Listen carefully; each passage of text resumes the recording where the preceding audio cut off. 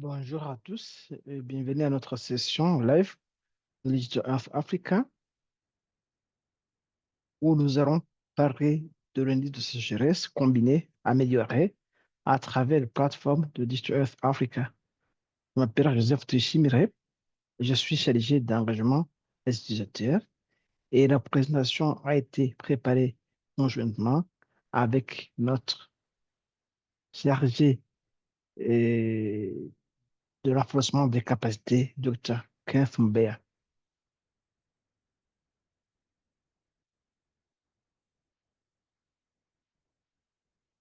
Euh, Pour ceux qui entendent parler de Sud-Africa pour la première fois, nous sommes un programme avec une vision de fournir des services de routine opérationnels au niveau continental qui utilisent les observations de la Terre afin de donner accès aux décideurs politiques, aux scientifiques, aux sociétés privées et à la société civile des données et des informations à partir de cœur. On peut informer des initiatives visant à faire face aux défis sociaux, économiques, environnementaux auxquels notre continent fait face. Nous alignons à différents programmes, que ce soit le programme global comme les ODD ou bien le programme continental comme l'agenda 2063, l'Afrique que nous voulons, mais aussi l'initiative Afrésio pour identifier les besoins en information, dériver des observations de la Terre, mais aussi développer des solutions connexes et de l'enforcement des capacités nécessaires. On a plusieurs thématiques. Nous pouvons mentionner et favoriser l'action climatique, agriculture, sécurité alimentaire, dégradation des terres, érosion côtière, urbanisation, ressources en eau et risque d'inondation, parmi d'autres plusieurs thèmes que nous traitons au sein de notre programme. La collaboration avec les institutions au niveau régional et national a permis que nous puissions avancer avec de nouveaux services et produits.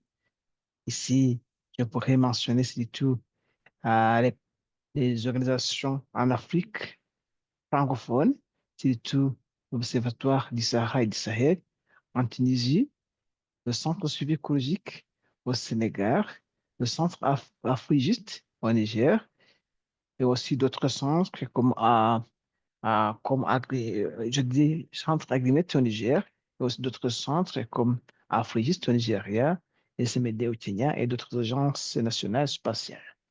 Je remercie aussi tout le monde qui a contribué comme, comme Géo et d'autres partenaires pour contribuer au développement du continent à travers les données dérivées des observations de la Terre. On a pas mal de services opérationnels au niveau continental, à peu près 3,5 pétaoctets de données, produits et services. Et bien sûr, nous mentions les organisations qui ont contribué parmi les données propres à l'État africain. Je peux mentionner les géomètres, qui sont les mosaïques sans nuages, l'arrivée des images Landsat et Sentinelle.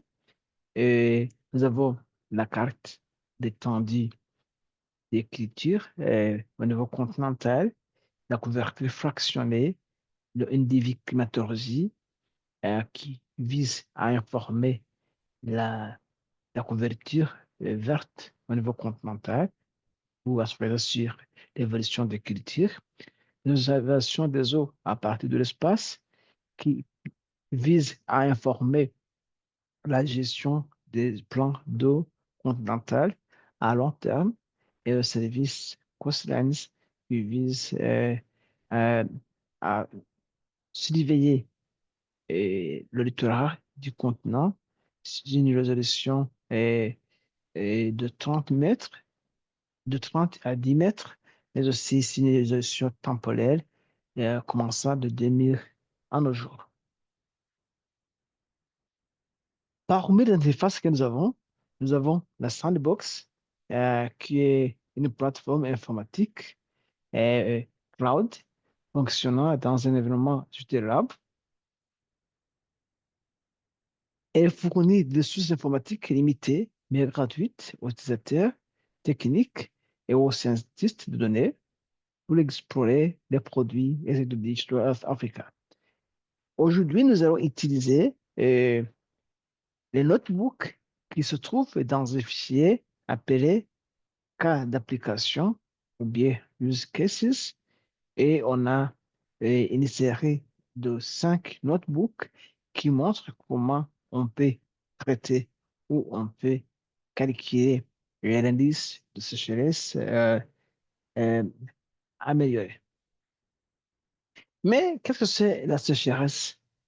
Et on parle de sécheresse car on a une période prolongée durant laquelle la disponibilité et accessibilité de l'eau douce pour l'écosystème à un endroit donné sont inférieures à la normale en raison des partitions spatiales et temporelles défavorables des précipitations, de la température, de l'humidité du sol et des caractéristiques du vent.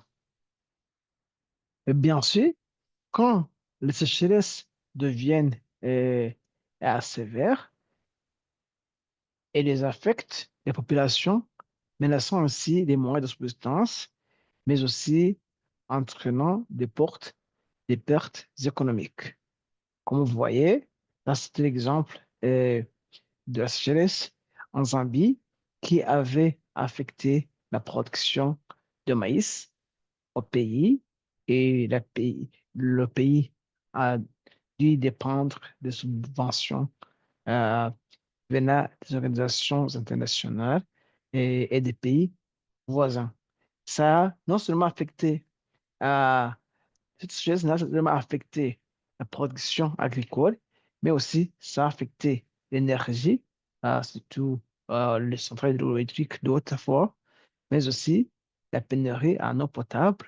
C'est le cas de différents pays, surtout en Afrique de l'Est, et nord du Kenya et en Éthiopie. Alors, pour suivre cette sécheresse, on va utiliser l'indice combiné à milieu de sécheresse et CDI qui permet de détecter rapidement et fiablement des événements de sécheresse en fonction de leur étendue spatio-temporelle, mais aussi de leur gravité. Ainsi, cela permettrait au pays de prioriser les zones ou les points chauds de sécheresse et bien sûr d'optimiser les activités d'intervention. Alors, l'indice de sécheresse combiné va intégrer les éléments suivants. On va considérer la composante végétation qui va prendre en compte les anomalies d'indice de végétation par différence numérisée et les persistances. L'indice basé sur les composantes végétation est appelé indice de sécheresse végétation, IDV. Aussi, on va utiliser la composante la précipitation qui prend en compte les déficits pluviométriques et la présence de la sécheresse. Cet indice est calculé à partir de la végétation de la composante de précipitation est aussi appelé indice de sécheresse précipitation, IDP. On aura aussi l'indice de sécheresse température qui va aussi analyser les excès de température et la présence de températures élevées, mais aussi l'humidité du sol euh, qui va prendre en compte le déficit hydrique du sol et leur persistance. Alors, euh, l'indice de végétation, l'indice de sécheresse combiné va intégrer tous ces aspects afin de générer une carte composite qui peut montrer chaque zone et le niveau d'affectation, le niveau de, de défi qu'il rencontre. Alors, cette série de notebooks que nous avons utilisés, on a 5 notebooks et le premier notebook va traiter l'indice de sécheresse, végétation, qui va calculer ces indices en utilisant une végétation pas différente numérisée à partir des images Landsat 5, 7, 8 et 9. On a aussi l'autre notebook qui va traiter d'indices de sécheresse, végétation, qui va utiliser les données CHIPS, ces données globales sur précipitation. On a aussi l'indice sur température qui va utiliser euh, les données de température de surface dérivées des images Landsat 5, 7, 8 et 9. On aura aussi le notebook indice de sécheresse humidité du sol qui va, qui va utiliser les données d'humidité du sol à, à l'aide de la méthodologie WAPOR. Le notebook indice de sécheresse combiné amélioré va combiner tous les indices de, de la première à la quatrième étape pour calculer les résultats de l'indice de sécheresse combiné, c'est-à-dire INES Drought Index. Alors, les résultats que l'on va avoir, on aura d'abord les données, on aura d'abord l'indice de sécheresse qui va cartographier d'une région à l'autre, chaque pixel, euh, les zones qui peuvent être gravement affectées selon la légende. Mais enfin, on va produire une carte qui va servir d'alerte de risque de sécheresse pour chaque région. Et vous voyez que les pixels en rouge sont à haut risque de sécheresse, alors que les pixels en vert sont dans des conditions normales. Ici, c'est la région d'Amara en Éthiopie et, et on voit que je suivais l'actualité, on voyait que cette région a été toujours affectée par la sécheresse et que et on a eu pas mal de personnes, à peu près 1 million affectées et des points d'eau qui sont disparus à cause de la sécheresse et sera et montre la façon dont cette région est affectée. Alors, si nous allons dans la sandbox de South Africa, comme je vous l'ai dit au commencement, vous avez un compte déjà. Il faudra vous loguer. Si vous vous connectez, vous allez dans le fichier cas d'application, le fichier use case. Là, vous verrez un autre fichier et, qui est Enhanced Combined Drought Index, c'est-à-dire c'est l'indice de sécheresse à combiner, amélioré. À l'intérieur de ce fichier, vous aurez les notebooks. On a 6 notebooks. Le premier notebook, ça sert d'introduction. Le second notebook va traiter de notification. Le troisième, qui est numéroté à 2 par chronologie, c'est on va traiter de la précipitation. Quatrième notebook va traiter de la température. Cinquième notebook va traiter de l'humidité du sol, alors que le cinquième notebook va intégrer ces indices pour informer et, et pour générer l'indice de sécheresse et combiné amélioré. Si on commence par le premier notebook, ce premier notebook qui est numéroté 00, c'est assez d'introduction.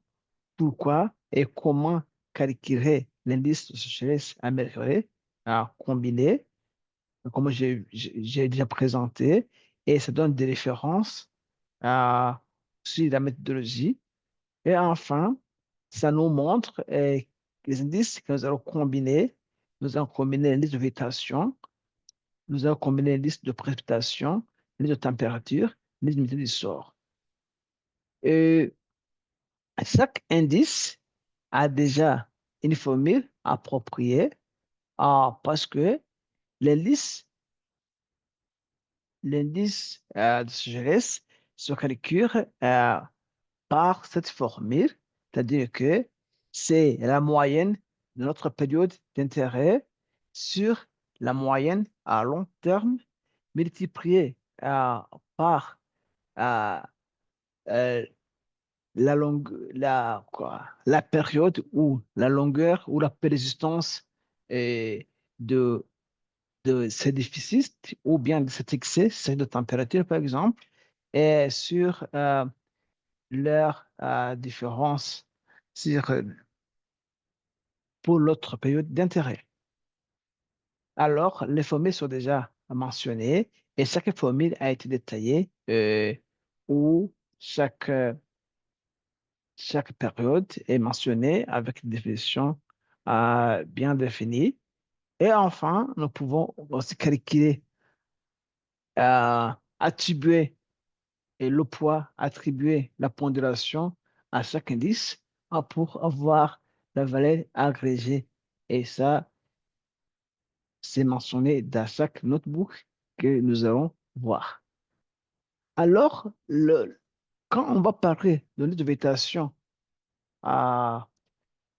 ou bien de liste de sécheresse en se basant sur la composante végétation, ici, nous allons dire quand on a trop de sécheresse, vous savez que la végétation sera affectée parce qu'il y aura d'abord perte d'humidité du sol, mais aussi il y aura augmentation de l'évapotranspiration. Ça, c'est normal. Ici, nous allons utiliser euh, les images, le Landsat, comme j'ai déjà mentionné, et nous allons utiliser une végétation par différence normalisée et nous allons produire ce que nous appelons à Vegetation Growth Index, c'est l'indice de sécheresse et composante végétation, je pourrais dire. Et les étapes sont les mêmes. Il faudra charger les paquets Python et les paquets développés par le South Africa, créer une dust cluster pour alléger la mémoire de notre serveur, charger notre zone d'intérêt, charger les données satellitaire et calculer l'indice de végétation, les échantillonner nos données sur une période de 10 jours, un intervalle de 10 jours, calculer les indices de sécheresse selon la composante végétation. Et enfin, nous allons exporter les états parce que ces états seront utilisés dans le notebook qui va agréger tous les indices afin d'avoir l'indice de sécheresse combiné amélioré.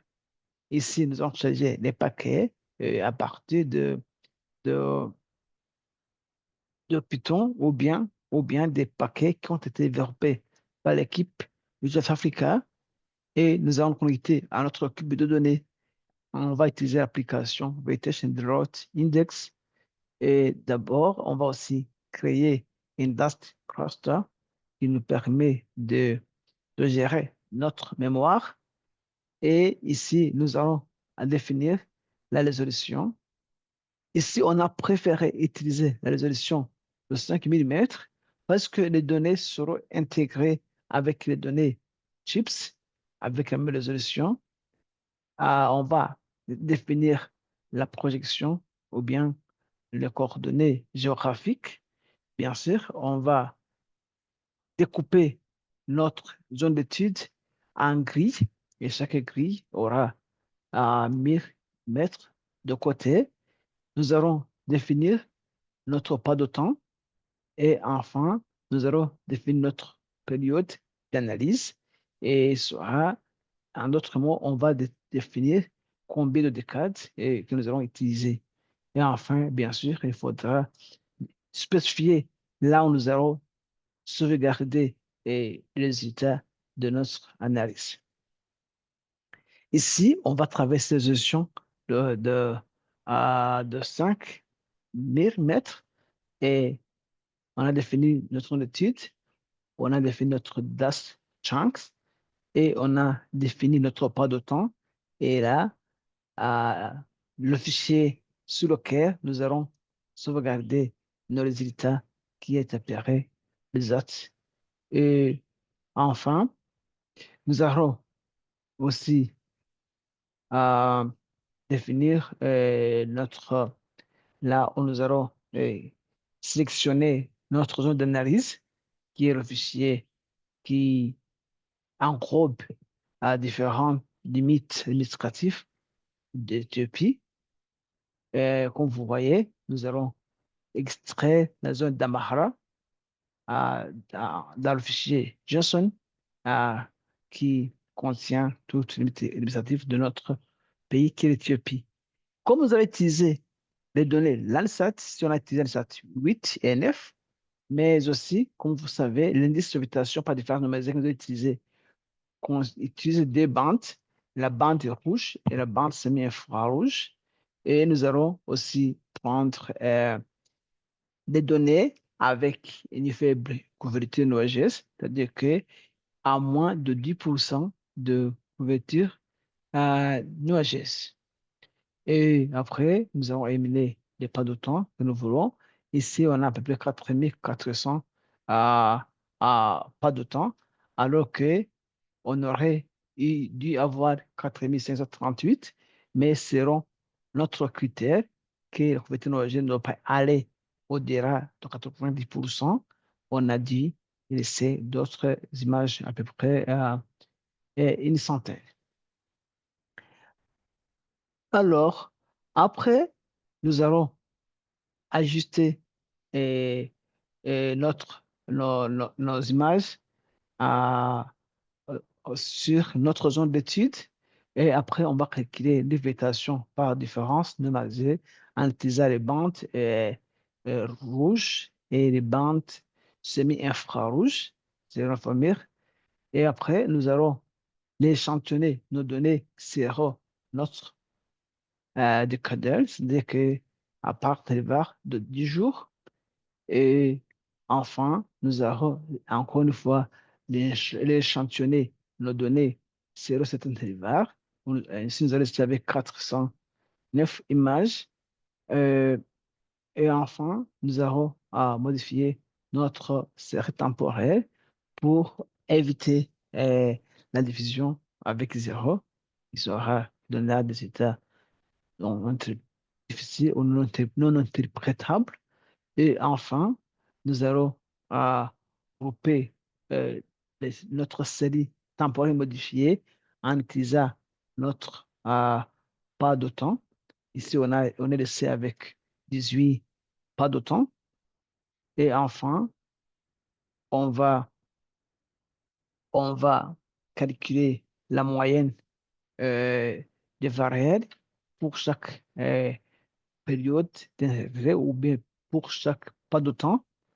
Et enfin, on peut calculer la moyenne à long terme, euh, comme vous voulez. Enfin, on va calculer, quoi, je dirais, la persistance de chaque déficit pour chaque pas de temps, en utilisant, bien sûr, une de différence normalisée. Euh, enfin, on va créer la moyenne à long terme, chaque déficit. Et, et enfin, on va calculer l'indice de sécheresse, composante, végétation, comme vous voulez. Nous appelons Vegetation Drought Index, VDI. Et après, on va changer les serres de notre VDI. Et après, euh, nous allons convertir les données sous forme de tableau, comme vous voyez ici. Et enfin, nous allons exporter nos états en format zip. C'est-à-dire que ce qu'on a déjà calculé ici sera applicable à tous les notebooks qui vont suivre. On va le faire pour la précipitation, mais sachez que pour la précipitation, on ne va pas utiliser les données Landsat, on va utiliser les données CHIPS, qui sont les données globales de la précipitation, mais on va utiliser même résolution temporelle, même pas de temps, et enfin, on va en arriver avec une liste de sécheresse, composantes et précipitations, et les étapes sont presque les mêmes. On va utiliser même zone d'étude. On va charger les données sur la précipitation. On voit les pas de temps qu'on a. On va créer nos apéros et notre chunks. Et enfin, on va les échantillonner nos données sur notre pas de temps. C'est-à-dire, on a à peu près euh, les intervalles de 10 jours. Et enfin, on va calculer les valeurs moyennes pour chaque période d'intérêt. Et enfin, on va en arriver avec les données finales que nous allons sauvegarder sur notre fichier et ces données vont servir dans notre book final. Même chose pour la température. Nous allons calculer l'indice de sécheresse et composante et température.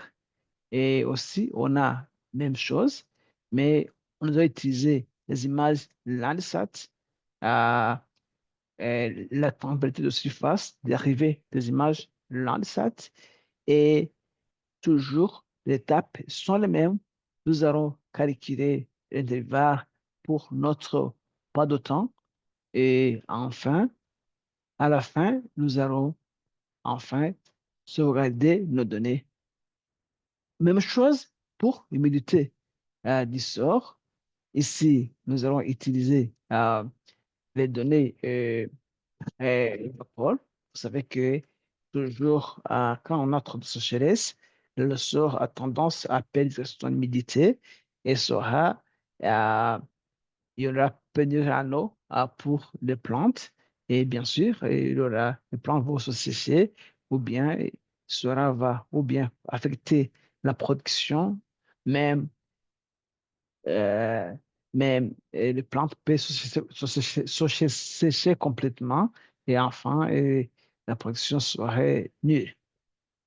Alors, ici, nous allons utiliser les données Vapor, à, qui sont données pour barre humidité du sol, et on va ensuite suivre les mêmes étapes et qu'avant et, et en arriver avec l'indice, en arriver avec l'indice de sécheresse, composante, humidité du sol. Et enfin, nous allons sauvegarder nos états qui vont servir finalement dans notre book final qui va intégrer toutes les données de sortie des quatre notebooks que je viens de présenter et pour calculer l'indice de sécheresse combiné amélioré. Bien sûr, les étapes sont les mêmes, mais au lieu de charger chaque indice, au lieu de charger, on va charger tout l'indice qu'on a calculé. On va assigner une pondération à chaque indice. On va calculer l'indice de sécheresse combiné amélioré. Et enfin, pour rendre les résultats assez interprétables, on va calculer ce qu'on appellera la carte de risque de sécheresse pour informer la prise de décision et on peut exploiter les résultats pour les âges euh, postérieurs. Ici, nous avons notre zone d'intérêt. On a dit que c'est la zone d'Amara en Éthiopie, zone aride qui a connu toujours des sécheresses au cours des années. Et ici, nous allons charger les indices. À chaque indice, nous avons les, les Vegetation Drought Index, c'est-à-dire que les indices de végétation de sécheresse composante végétation pour notre région d'Amara. On peut aussi interpréter les attributs. Nous allons charger euh, Soil Moisture Drought Index, c'est-à-dire que c'est l'indice de sécheresse à, composante humidité du sol. On peut aussi inspecter et euh, voir les attributs. Et quand vous voyez les attributs, ils sont les mêmes parce que on doit voir même échelle, même les ressources spatiales pour que nous puissions intégrer les données et sans erreur. Ici, nous allons charger l'indice de sécheresse, composante température, TDI, Temperature Drought Index, et on peut inspecter aussi euh, les l'attribut, la table d'attributs, parce que les échéances soit spatio-temporelles, même pas de temps, et ainsi de suite. Ici, nous avons aussi chargé l'indice de sécheresse et à composante précipitation, à precipitation drought index, inspecter les attributs comme vous voyez. Et enfin, nous allons calculer, nous allons assigner euh, la pondération pour chaque indice selon la formule qui a été définie. Et enfin, nous allons calculer l'indice de sécheresse combiné, amélioré selon la formule qui va combiner la pondération pour chaque indice. Et DI, c'est Drought Index. Et enfin, nombre d'indices que nous allons utiliser. Et bien sûr, c'est I va définir le nombre de paramètres que nous allons utiliser. Enfin, vous produisez une carte qui montre l'indice de sécheresse pour notre région. Les zones qui tombent vers le jaune sont les zones et- où la probabilité de sécheresse est plus ou moins élevée. Mais comme c'est très difficile à interpréter, ce que nous allons faire, nous allons euh, produire une carte que nous appellerons drought risk warning level, c'est-à-dire que c'est au niveau de risque de la sécheresse qui peuvent alerter les décideurs sur l'intervention ou bien sur l'optimisation des interventions de la région. Cela va combiner à l'indice de sécheresse et combiner, améliorer pour la période, ou bien, c'est-à-dire qu'un intervalle de 10 jours que nous considérons, moins la moyenne de cet indice par chaque, euh, chaque, euh, chaque décade, je peux dire, chaque 10 jours, et enfin, sur l'écart type de ces valeurs. Ici, nous allons utiliser la période de 2020 et enfin, nous allons passer à ces calculs et on va en arriver avec une carte de risque qui montre les zones à, à extrême sécheresse, les zones à, à sécheresse sévère et les zones où on a une grande risque de sécheresse. Et enfin, on a des zones dans des conditions normales. Et ainsi, cette carte pourrait être facilement interprétable, même pour les non-académiciens et pour même les paysans ou bien cultivateurs de chaque région. Bien sûr, ce que je viens de présenter, c'est toujours quelque chose de très résumé. Et vous pouvez vous familiariser avec nos plateformes à travers nos cours en ligne. On a pas mal de cours. Et un cours d'introduction à la sandbox qui vous permet de vous familiariser avec les plateformes de l'IA Africa, mais aussi un cours sur la dégradation des terres qui vous équipe de plus en plus de connaissances de base pour le suivi de la sécheresse et aussi la dégradation des terres en général. Restez connecté à travers notre site web, à travers, vous pouvez envoyer un ticket à travers notre euh, programme d'assistance en ligne. Nous revenons à vous le plus vite possible. Chaque mercredi, nous rencontrons ici pour échanger si un nouveau service et produits disponibles. La même session sera présentée mercredi prochain en anglais. Et, et bien sûr, ce que nous présentons est enregistré et, et sauvegardé sur notre chaîne YouTube pour les âges, pas les gens qui n'ont pas pu participer en direct. Nous remercions nos partenaires et surtout vous ici présents.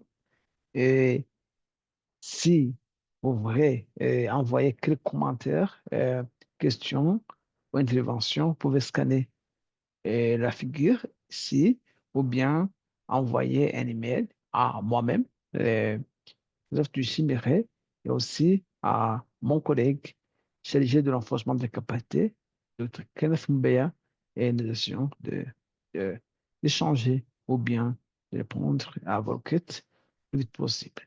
Merci beaucoup et pour questions, interventions, vous êtes les bienvenus. Encore une fois, merci.